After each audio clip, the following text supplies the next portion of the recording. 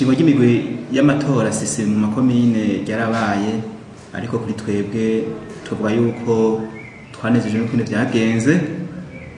naho twashoboye kuronka abaduserukira bashika ku 14 mu gihugu cose, ariko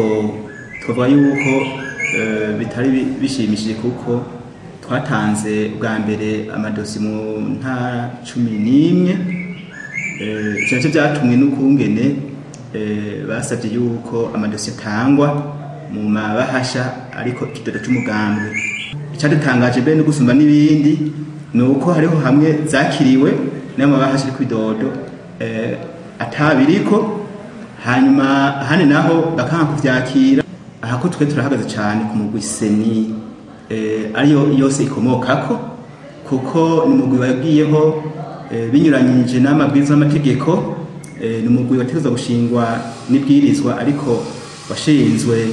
n'iteka ry'umukuru w'igihugu. Nico bituma rero twebwe umugambi wacu burya ahakuru tugiye gusaba umugwi seni yuko wovanwaho hashingwe undi mugwi mushasha kurikije amabwiriza n'amategeko, kandi ushoboye gutegura amatora